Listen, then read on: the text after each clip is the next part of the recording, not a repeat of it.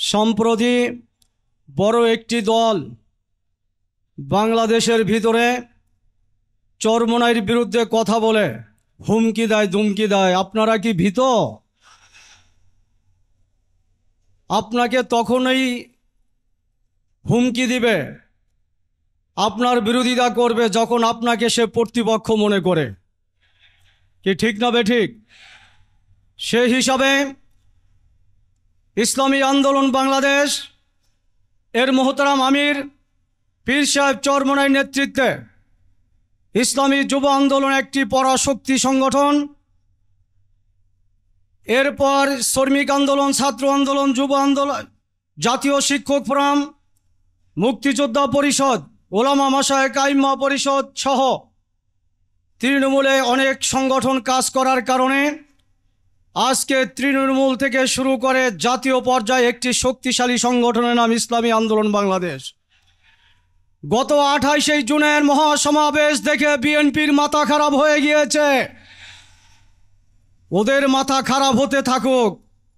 মনে রাখতে হবে যুবক ভাইয়েরা, যখন ওদের মতো বড় একটা শক্তিশালী সংগঠন সরকারে বারবার যারা যায়, আপনার বিরুদ্ধে কথা বলবে, আপনাকে নিয়ে হুমকি তুমকি দিবে, তখন নিশ্চয়ই চরমোনাইওয়ালারা শক্তির পর্যায়ে পৌঁছে গিয়েছে।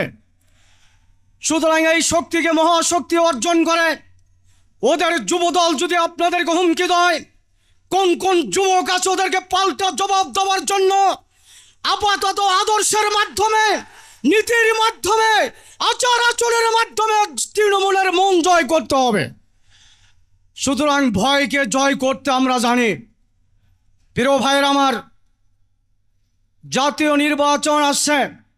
24 বিপ্লব পরবর্তী সময় এই ছাত্রছাত্রী এবং যুবকেরা আওয়াজ তুলেছে, দেওয়ালে দেওয়ালে লিখতেছে, স্বাধীনতা এনেছি, সংস্কারও আনব এবং নতুন বাংলাদেশকে নতুনভাবে সাজাতে চাই। সেই হিসাবে পীর সাহেব চরমোনাই জাতীয় রাজনীতিতে 3টা বিষয় নিয়ে গিয়েছেন। একটি হলো রাষ্ট্র সংস্কার করতে হবে, আরেকটা হলো খুনিদেরকে বিচার করতে হবে, আর নির্বাচন ব্যবস্থায় পরিবর্তন আনতে হবে। আমি আপনাদের কাছে এবং এই তরুণ প্রজন্মের কাছে নির্বাচন এবং নতুন বাংলাদেশকে সাজানোর জন্য 2টা ফর্মুলা দিয়ে যাচ্ছি। যেই ফর্মুলাকে সামনে নিয়ে আমরা আগাচ্ছি, এক হলো জাতীয় নির্বাচনের ফর্মুলা পরিবর্তন করতে হবে, নতুন ফর্মুলা প্রবর্তন করতে হবে। যেই পদ্ধতিতে নির্বাচন হয়, এই পদ্ধতি পুরান পদ্ধতি, একটা ভোট বেশি পাইলেই নির্বাচিত হয়ে যায়, 70% ভোটারের মূল্যায়ন হয় না, 30% ভোটারের মূল্যায়ন হয়। সেই জায়গায় এই পুরান পদ্ধতি বাদ দিয়ে নতুন বাংলাদেশে নতুন পদ্ধতি নির্বাচন হবে, আর সেইটা হলো পিয়ার এবং সংখ্যার প্রতীক নির্বাচন। কারা কারা চায়? পাশাপাশি নতুন বাংলাদেশকে নতুনভাবে সাজাতে চান। নতুনভাবে সাজাতে হলে এই নির্বাচন প্রক্রিয়ার মাধ্যমে বাংলাদেশে 71 থেকে এই পর্যন্ত যারা সরকার পরিচালনা করেছে, এই সরকারগুলো থেকে দুর্নীতি, সন্ত্রাস, চাঁদাবাজ, দখলবাজ এবং দেশের টাকা বিদেশে পাচার করা ছাড়া ভালো কোনো নেতা এবং দেশপ্রেমিক জনতা তৈরি করতে পারে নাই। এরা সন্ত্রাসেরা দেশকে পরিচয় দিয়েছে। সুতরাং এটা পরিবর্তন করার জন্য 71 থেকে এই পর্যন্ত যারা রাষ্ট্র চালিয়েছে, এই পুরান বউ দিয়ে যেমন নতুন কিছু আশা করা যায় না, এই পুরান দল দিয়েও নতুনভাবে সাজালে নতুন বাংলাদেশ পাওয়া যাবে না। সেহেতু 71 থেকে এই পর্যন্ত আমরা এই 92 মুসলমানের দেশে এখনো কোরআন সুন্নাহর শাসন দেখি নাই, ইসলামের শাসন দেখি নাই।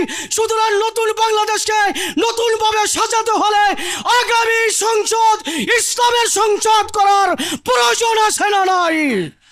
সেই হিসাবে পীর সাহেব চরমোনাই 300 আসনে 1 বাক্স নীতিতে ইসলামের পক্ষে একটি পলিটিক্স নিয়ে আগাচ্ছেন। ইতিমধ্যে ব্যাপক সাড়া জাগিয়েছে।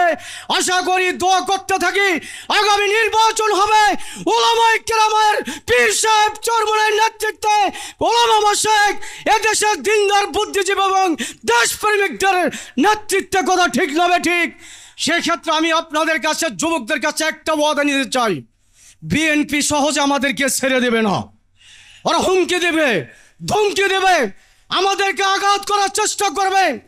এই রক্ত ভেজা পথে রক্ত দিয়েই আমরা নতুন বাংলাদেশ গঠন করেছি। প্রয়োজনে আরো রক্ত লাগে, রক্ত দেব। কারা কারা প্রস্তুত আছো? প্রয়োজন লাগে জীবন দেব, শহীদ হওয়ার জন্য কারা কারা প্রস্তুত আছো? চূড়ান্ত খেলা তো ইসলামী হুকুমত, নয়তো শাহাদাত। যুব আন্দোলনকে সেই সংগ্রামকে কবুল করুক। ওয়া আখিরুদ দাওয়ানা আলহামদুলিল্লাহি রাব্বিল আলামিন।